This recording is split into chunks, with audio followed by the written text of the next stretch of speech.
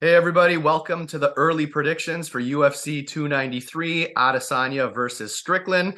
Before we give you our breakdowns and early predictions, please like and subscribe, and let's get right into this card from Australia. First fight of the night, we got Kevin Jousset versus Kiefer Crosbie. This is a 50-50 striking match. It's very evenly matched. The line is 138 to plus 110, so that just tells you no one's confident on this fight.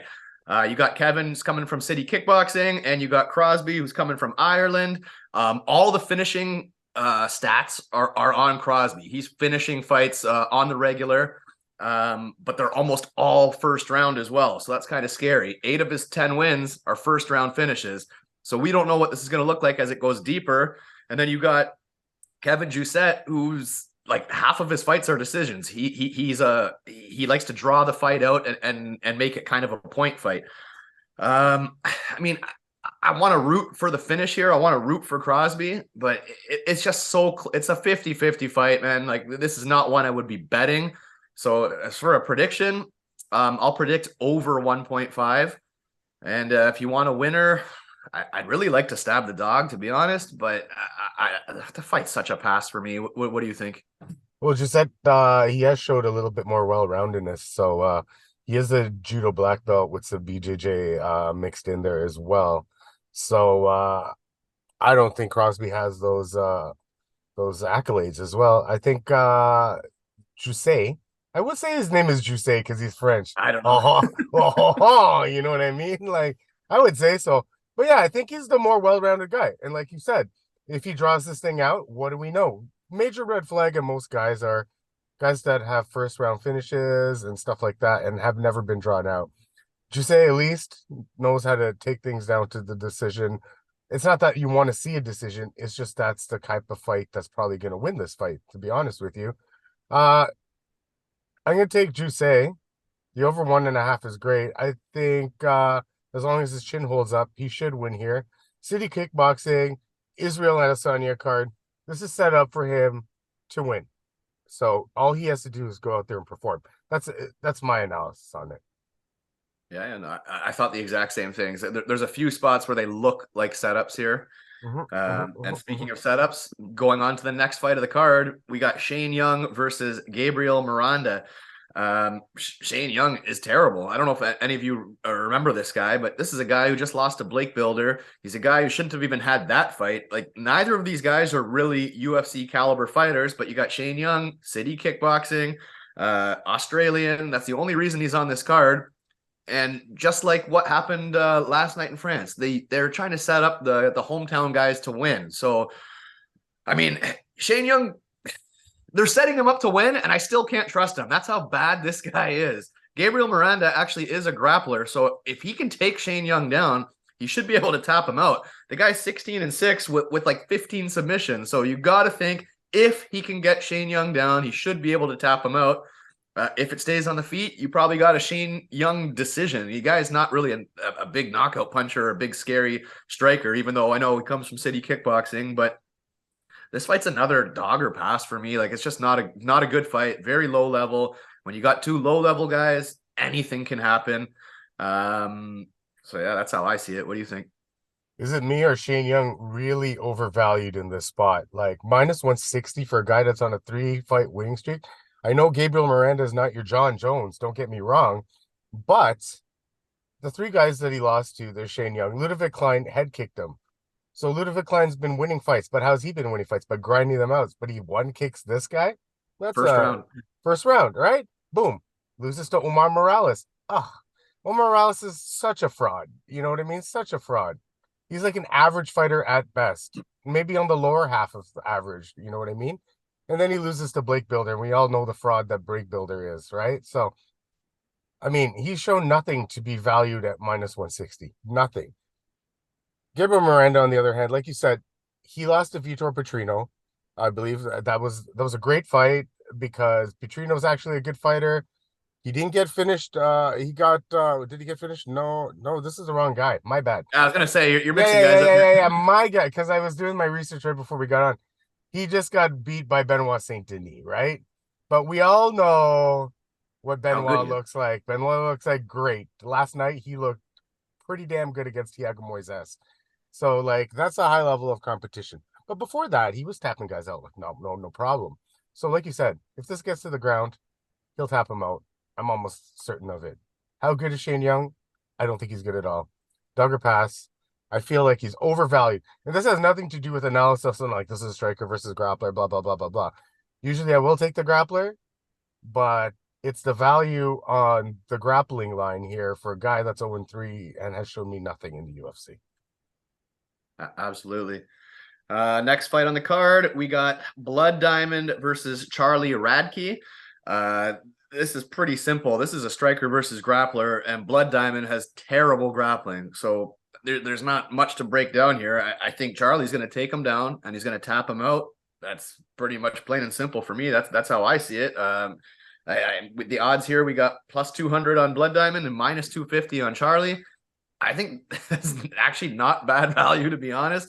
So I'm sure they'll be on like some far-fetched parlays or like some bigger 4 or 5 leg parlays. But yeah, that's just how I see it. What do you think? Blood Diamond's takedown defense isn't terrible. I wouldn't say it's terrible. I'm not saying he's gonna win here either. I'm just like saying it's not terrible. Like it took Jeremiah Wells quite a long time to get him down. And Jeremiah Wells is actually a pretty damn good wrestler, right? And it took him a long time to get him down. And I think that was skill for skill, a really bad matchup for him. But then against Oron Koski in his last fight, like he did survive the decision, you know what I mean? Showed a lot of heart. But at the end of the day, like unless this guy wants to stand with Blood Diamond, I think he's going to get taken down at some point. You just have to keep working for it, right? And that's what I think Radtke will do. He's got to keep the chain wrestling together. If he keeps the chain wrestling together, which I've seen him do before, he'll take him down. He'll tap. Once it's on the ground, it's over. Unless you're Koski, because Koski likes to, gas in like the first half minute of the first round, right? And he has pretty good wrestling, so yeah, he got it through. But yeah, minus 250 is not bad. But to be honest with you, you never know here. They want Mike Mathena to win. They want Blood Diamond to win because this is an Israel card. That's his boy, right? I wouldn't be surprised if he wins. Maybe one of those O'Malley knockdowns should stop the fight real quick kind of deals because like it's in Australia. You gotta be careful with these cards though, man, in the countries, man. But yeah, I don't see how Radtke loses this if he can employ the ground game. All right. Next up on the card, I think this is actually going to be one of the funnest fights of the card. We got Nasrat Haqparast versus Landon Quinones. Obviously, Nasrat is known for boxing. The guy loves boxing, loves using his hands. And you got Quinones, who is also a deadly striker. This guy is a finisher in every sense of the word. He's the bigger finisher. And you got Nasrat, who's minus 400, and Landon, who's plus 300. It's very, very tempting. But that said, Landon hasn't faced anywhere near the competition. So you got to give the experience. You got to give just everything. You got to give it to Nasrat. But Landon will be dangerous and live for that first round. Like I expect these two to bang it out. I don't really see any takedowns coming here unless somebody's rocked and they got to shoot to buy some time or something like that. I think these guys are just going to bang it out. And when you got the power of Landon, you're always going to be live for that upset knockout. So it'll be scary. But I think Nasrat has proven to be a pretty good chin. He's been in there with some really, really good guys. So until Landon proves he can hang at this level, the pick has to be Nasrat. But at minus 400, I won't be playing it. This is just a fight that I'm going to enjoy thoroughly. Like I think this is going to be one of the funnest fights on the card personally. What do you think? Yeah, well, the power advantage obviously was with Landon, and then I feel like the volume's going to be with Nasrat, but he also has a tendency to slow down and throw low volume in some fights, right, as well. So I actually think we can get better once those props come out. Nasrat by decision. He's not a power puncher. He's probably going to have volume. This guy, he's got the experience on his record. Way better guys, Drew Dober, Bobby Green, Dan Hooker. Like these are the guys he's losing to, like Bobby Green and Dan Hooker and Drew Dober. Like, come on, man. And he's beaten some decent guys too, as well. So Yeah, I mean, volume should be on Nazareth. I feel like the decision is the way to get this fight to hopefully plus money. Hopefully plus money. Landon just went to decision in his last fight, I believe so. So he does, that at least shows that he can last, right? And Nazareth, again, not a one-punch guy. Now, can Nazareth get one punch by Landon? Yeah, I mean, yeah, I've seen it happen before. Landon does seem to hit crack pretty hard. So, but I'm not going to put my money on a puncher's chance. Pick a prop for this, folks. I feel like decision's the way to go. Most of Nazareth's go to decision. He doesn't really finish anybody.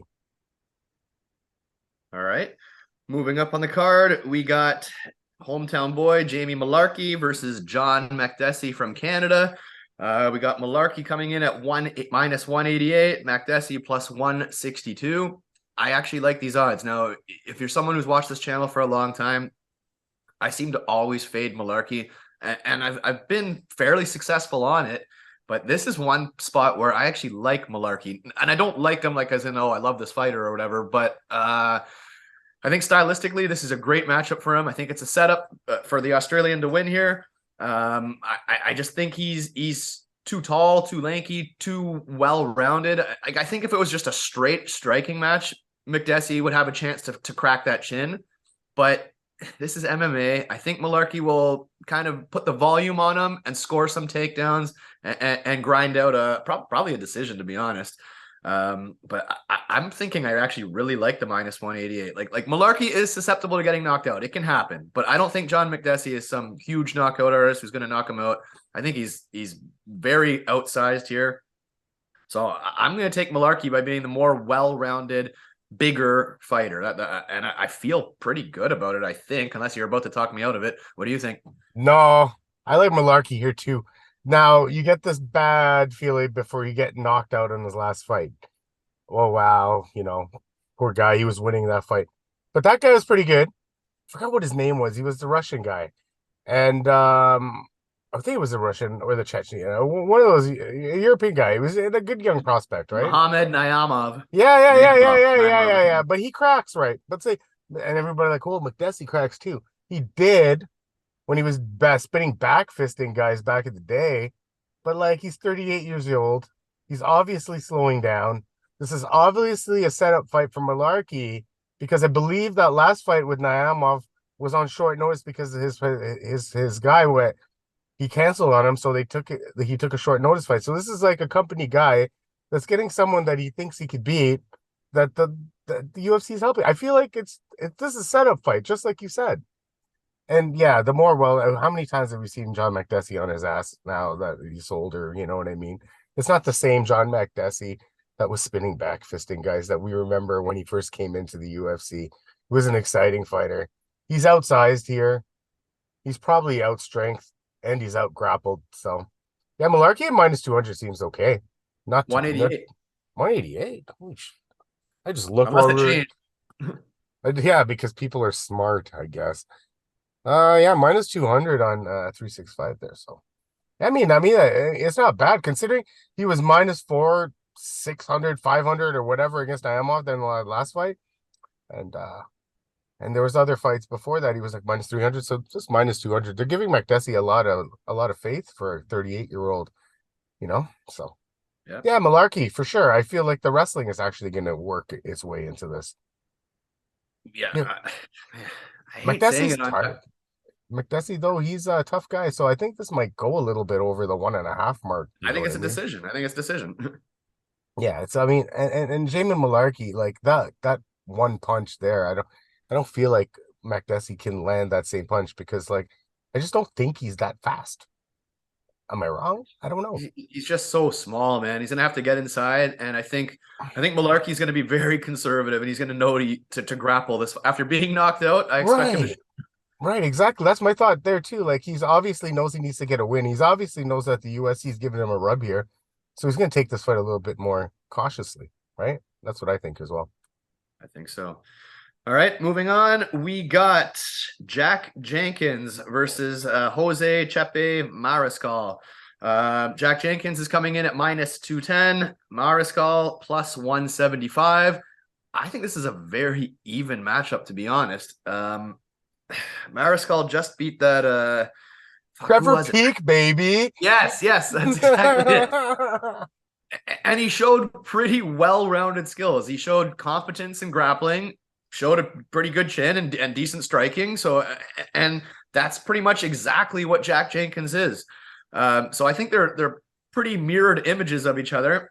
I think Jenkins obviously has very good leg kicks. It's probably his best weapon, to be honest. So you got Jenkins leg kicks. You got Jose might have the better hands, or they're going to be pretty similar with the hands, I think. And I think, like I said, they're both competent grapplers. It wouldn't shock me to see both of them on top at some point.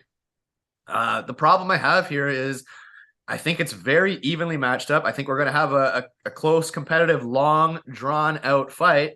But then you got Jack Jenkins, who the crowd's going to erupt for. So I'm thinking he's going to get the rub here in any kind of decision fight. And I see this fight going to decision. So I like all of the overs. I like fight goes the distance. And even though I think Jose has a chance to be the better fighter here, or to make it a very close competitive fight, I just don't see how they're going to give him the score. So I know Jenkins looked pretty bad last fight. I think it was against Emmers or something, but I do think he rebounds and wins another decision. Honestly, I think he wins a decision here, but I like all the overs. What do you think? Well, what are the odds are what? Minus 210 plus 175. This fight's way closer than that. Like way closer than that, man. You're not talking about like Chepe Mariscal. He's got quite a record out there. And before he came into the UFC, before he knocked out Trevor Peak with the one punch, he was submitting everyone, and he's got a pretty well-rounded game. And now we talked about Jack Jenkins, me and you earlier this week, and you know my thought. I feel like he didn't show up against Dan Shanis. And Dan Shanis isn't great, but Dan Shanis was tough in that fight. Didn't give up, had his moments. And for a guy so highly touted like Jack Jenkins coming out of, Australia there, like so highly touted in that Contender Series fight, you know what I mean? They came out, everyone was expecting this guy to finish Dan Shanis, but he didn't. Last fight was an absolute robbery to Jamal Emmers. That wasn't just a loss. That was minus 1,200 live line at the end of the third round. And then Jack, it's like one of those ones. I can't remember another fight where, where the other guy's like so surprised he won. And then you ask him, oh, yeah, I thought I won the whole time.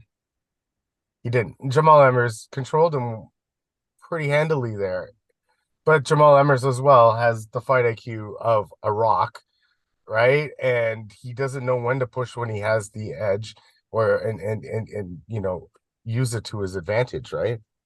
I feel like Chepe is a little bit more experienced than that. Jamal Emmers is experienced, but just it's that IQ. I'm giving Chepe a lot better than plus 175. I'm not parlaying this fight. I'll parlay the overs, possibly, because Jenkins is tough as hell too. So yeah, but I'm gonna hit that dog at some point. Probably dog by decision.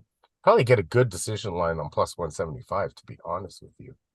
But like you said, I know he's gonna get the Australian rub. I get it. But I just feel like if you want to break the fight down for what we actually do, this is damn well closer to plus This is 110. a pick 'em. Plus 110, maybe 115, maybe. But like, yeah, but where does Jack actually have advantages over Chepe? I mean, we don't know too much about Chepe's like absolute like striking, but Jack's not a great striker. Like you said, leg kicks are his best weapon. You can only leg kick a guy to death a certain amount, right? And Chepe's definitely got the better grappling. Definitely. Jack just likes to push guys up against the cage. Like it has decision written all over it. It's just like I said, I don't know if the judges will reward him, even if he's the better fighter and it's close. I just don't think he's going to get it. But let's just go. The universe goes full circle here. He got fucking gifted the decision against Emmers last time, so now he's at home and everyone thinks he's going to get this decision, and he doesn't get it gifted because that's the way the universe works sometimes, right? It's just a thought. But in my mind, Jenkins isn't good. Like you said, he's tough, he's well-rounded, but he's never going to be some contender. So I'm going to be looking to fade him first chance I get, and I just don't know if I'm not positive it's here, but it's a close fight. And Dogger pass or the overs. Yeah. He's like a more well-rounded Trevor Peak. Come on. All right, I can't diss him that bad. I'm sorry, Jack, if you're watching. My bad, buddy. All right. Next up, we got the last prelim. This is going to be a hell of a fight. We got Carlos Ulberg versus Daeun Jung or Da-Un Jung. I'm not sure if it's Da or Day, whatever. This is a classic striker versus striker. And you know what? Jung is a good fighter, but unfortunately, Carlos Ulberg might be the best fucking striker in that light heavyweight division. This guy is scary, man. This guy can knock you out. He's technical. He's big. He's all the things. I mean, even his loss was strange. Like I think he's improved since then. Man, I don't know. I like Carlos Ulberg against any striker. I think, to be honest, unless he proves to be like super chinny or something at some point, I don't know. I got to pick him probably by knockout. I think that's the play here. Ulberg's -300, Jung +240. Like I said, Ulberg's a parlay piece if it's just money line, build up the value, whatever. Or if you're playing singles, I think Ulberg knockout. I think. What do you think here? Ulberg by destruction is what I think. I just think Daeun Jung is just not as well-rounded as Ulberg anyways. So if the striking doesn't actually work for Ulberg, he's shown that he can use a ground game, which is actually very surprising. I believe that was a Fabio Charant fight. He took him down and won a decision, but then he's knocked everybody else out ever since. His one loss was to Kennedy, right? And let's just put it this way. He landed like 190 strikes in the first 2 rounds and gassed out in the third, and then got finished by Kennedy. Typical Kennedy and Juke fight. And I believe that Daeun Jung beat Kennedy standing elbows against the cage, right? So if you want to wiki cap this, then go ahead. But I don't see that's the way that shit works. Because after that Kennedy fight, okay, so Kennedy is like the main guy that they both fought. But like, look at the way their careers have gone after the Kennedy fight. Carlos Ulberg developed a way better gas take because I saw him go to decision and he grappled in that decision. So obviously the cardio's gotten better. Then he's knocked out the last 2 guys that he's faced in like, what, 25 seconds combined? I mean, he's fast as hell and he has great striking. Even in that Kennedy fight, he had great striking. His technique is awesome. He's a kickboxer, probably could be a male model. I think he is a male model as well. So, man, the guy is just like, he got everything working for him. This is a setup fight, last prelim fight. Daeun Jung is not a crappy fighter by any means. By any means. I just don't feel that he's as good a striker as Ulberg, and this will not hit the ground. And if it does, it's Ulberg putting him on the ground, not Jung putting Ulberg on the ground. So, yeah, Ulberg by destruction. KO, probably first round, probably second minute of the first round. It's going to be quick, man. It's going to be quick. I feel like it's going to be quick. Either way, I mean, Ulberg does not get knocked out here. I don't think so. No, I don't think so either. And I think it's going to be a great fight for as long as it lasts. All right, guys, moving on to the main card. If you haven't already, please like and subscribe. First fight of the main card, we got hometown favorite Tyson Pedro versus Anton Turkalj. Pedro coming in at -125, Anton +100. I think those odds are probably pretty accurate. It's basically suggesting this is a pick'em. Do not have any confidence in this at all. Tyson Pedro is not good. In fact, I'd borderline say he's terrible. And Anton also is not good. I think Anton has a chance on the feet for an upset for sure. Pedro, he's not really known as a big grappler, but I actually think that would be his path here, would be to shoot the takedown and not risk getting chinned and look for a submission. I have I'm talking zero confidence in this fight. If anything, I always love fading Tyson Pedro, but Anton's not good. So for me, I don't think there's a play here. But I guess it would be dog or pass for me. But I think if anything, there will be a finish here. I think both guys are so low level that one of them is going to get finished. So I would say does not go the distance, depending on what that number is when the prop comes out. What do you think? Well, what did Pedro lost to Bukowskis in his last fight, right? And he didn't actually get like absolutely like slaughtered by any means. But the problem was is that he gassed out and he couldn't even throw a punch, and he looked super duper tired.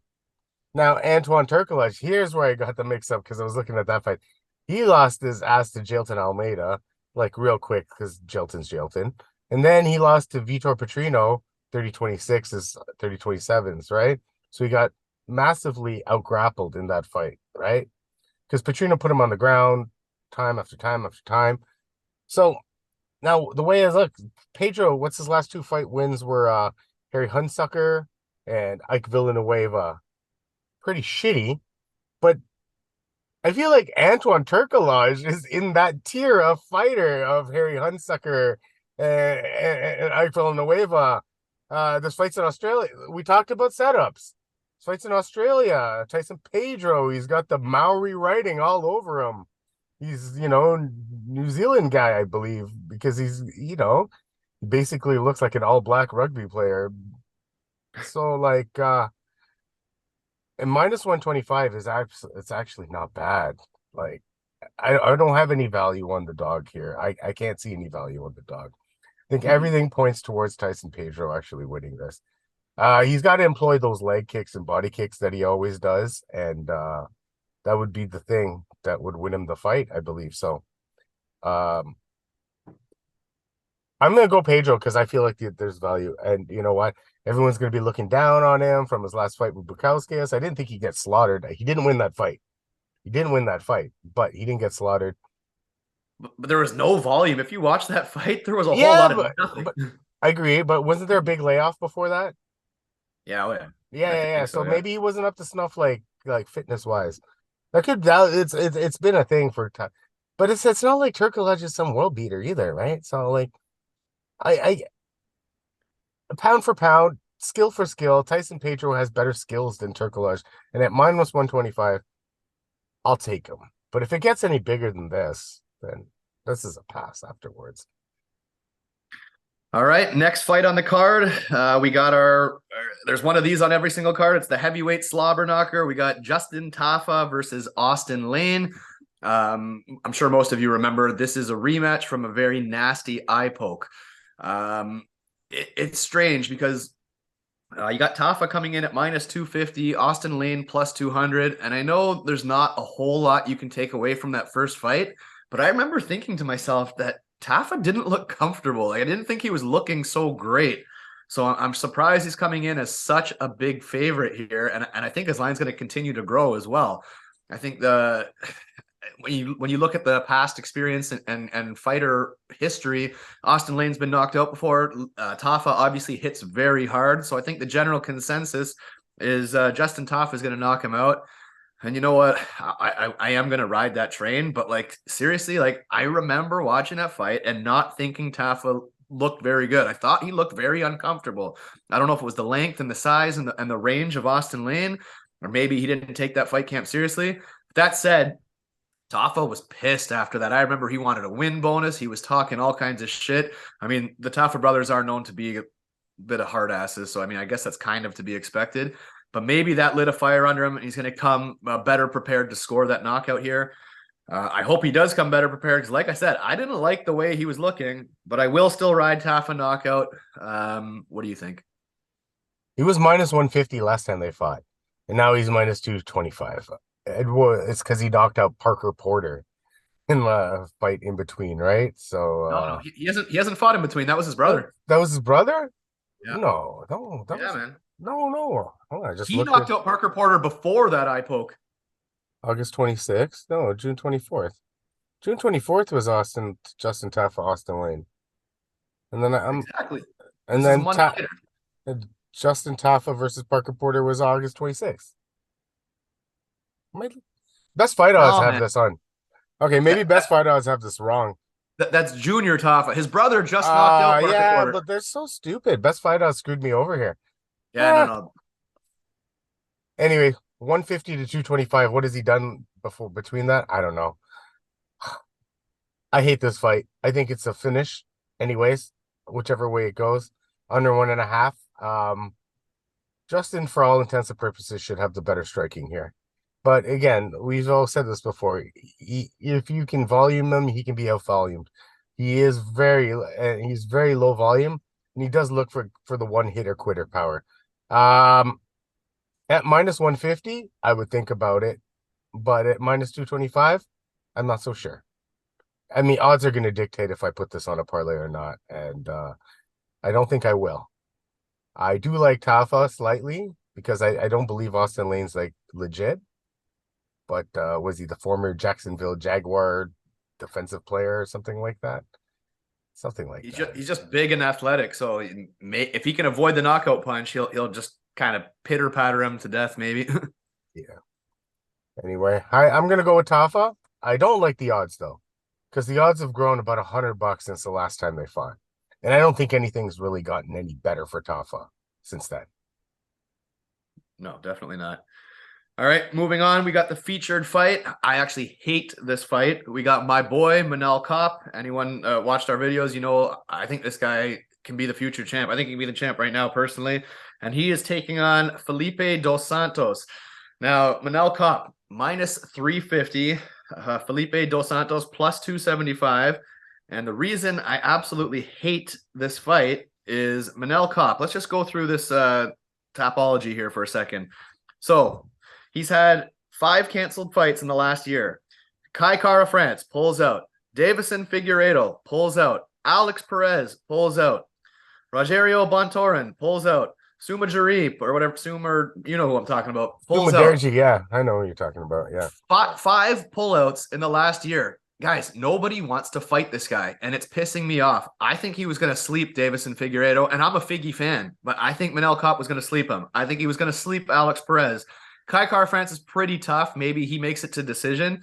But either way, these were all fights that would have been potentially like take him to the title shot. If he knocked out Davison Figueiredo, he was going to get a title shot.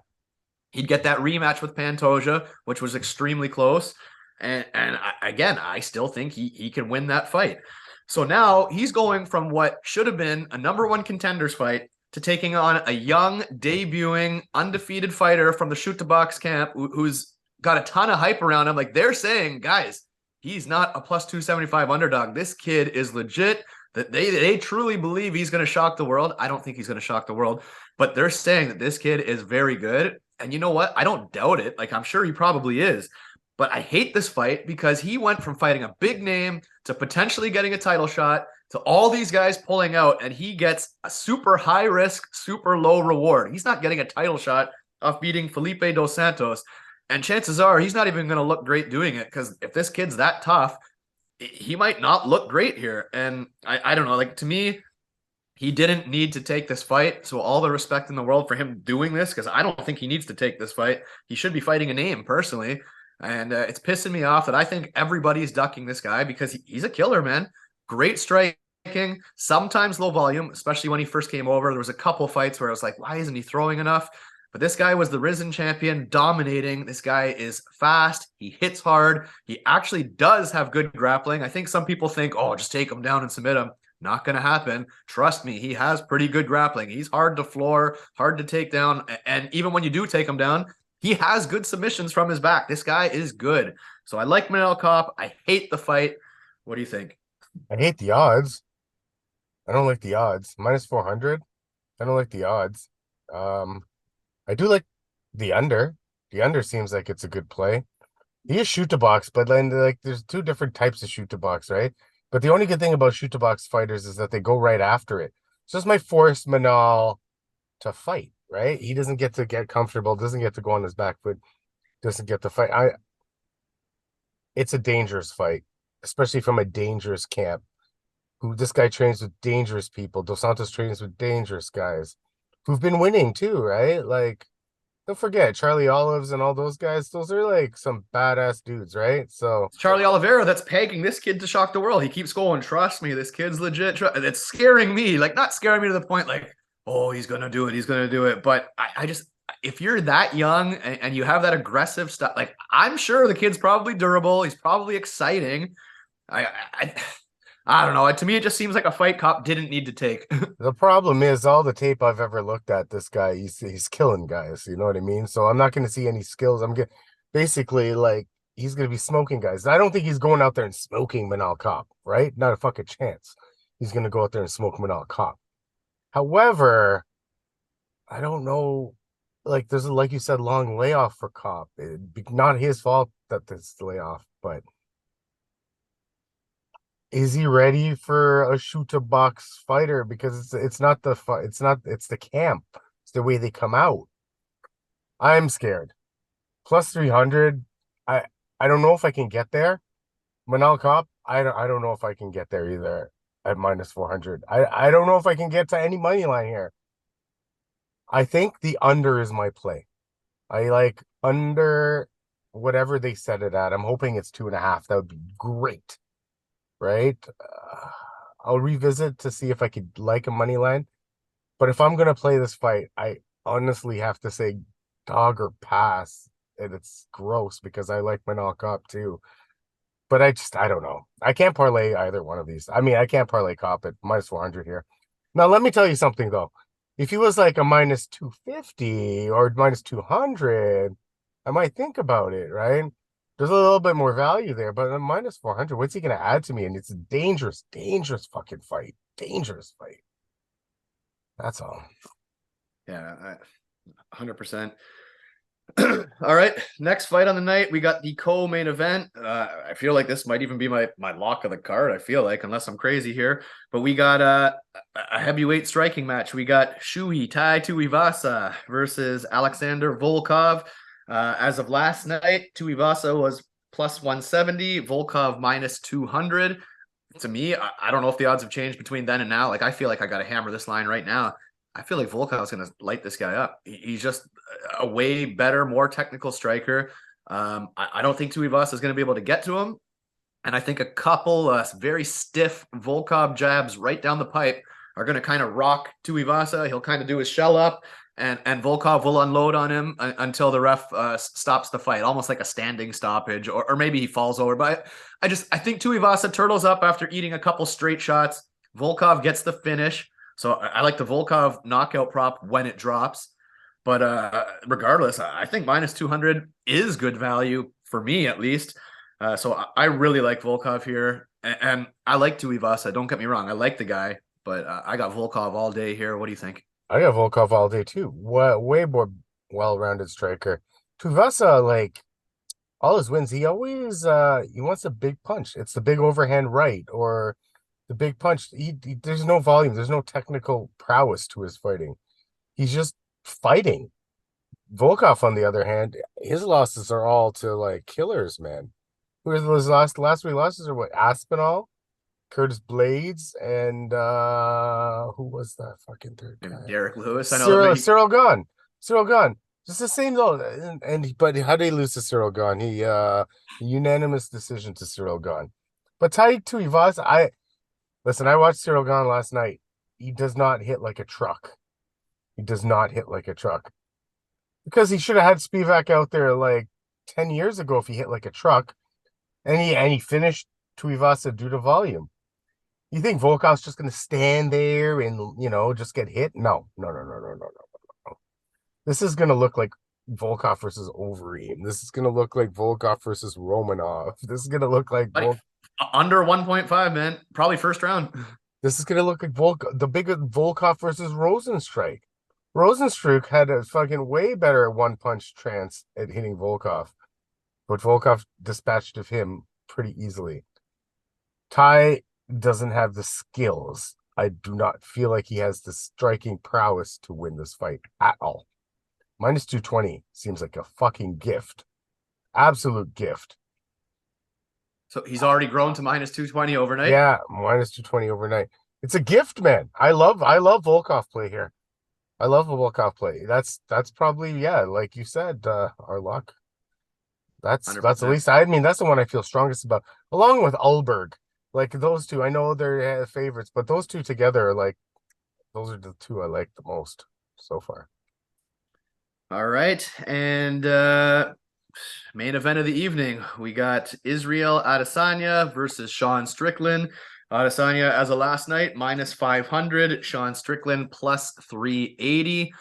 I mean, I, I guess the odds make sense. I mean, Adesanya is one of the best strikers you've ever seen, and Sean Strickland likes to strike.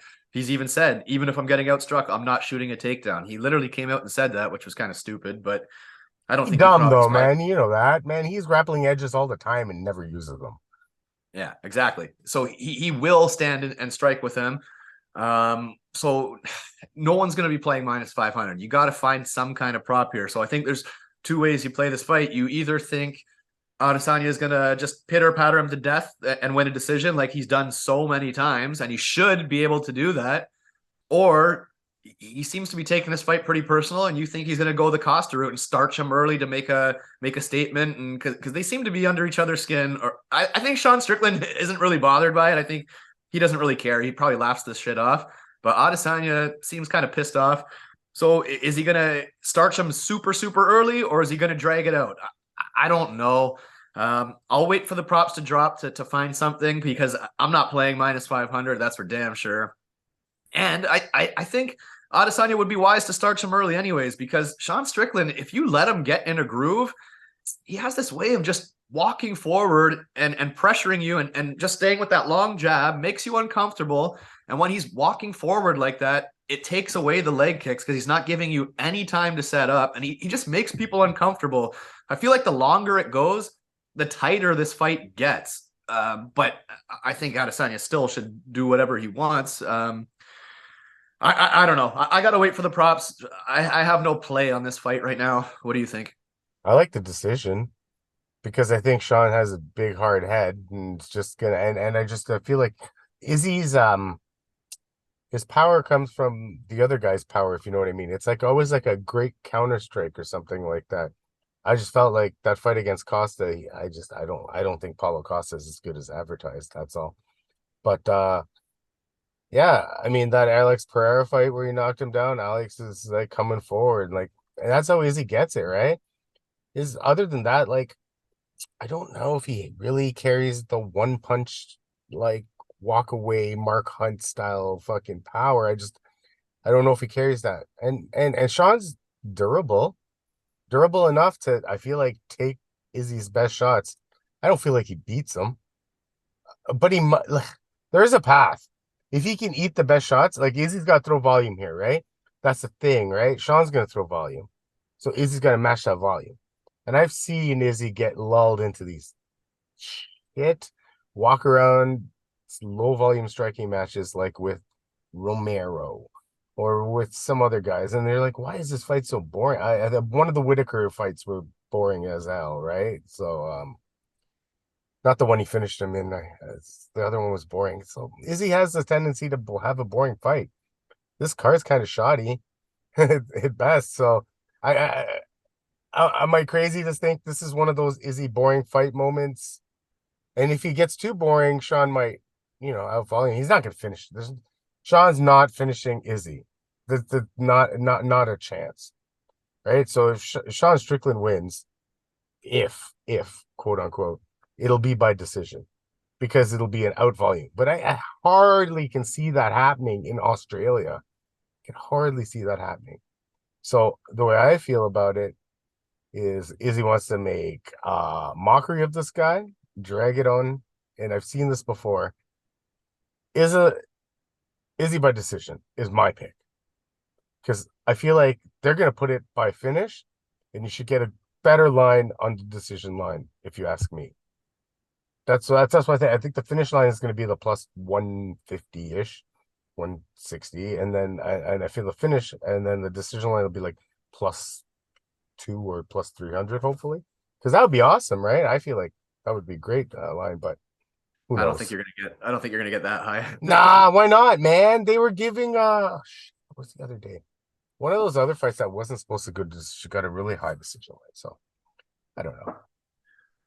Okay, guys, there you have it. Those are the early predictions. If you're new to this channel, Thursdays we drop a bet show.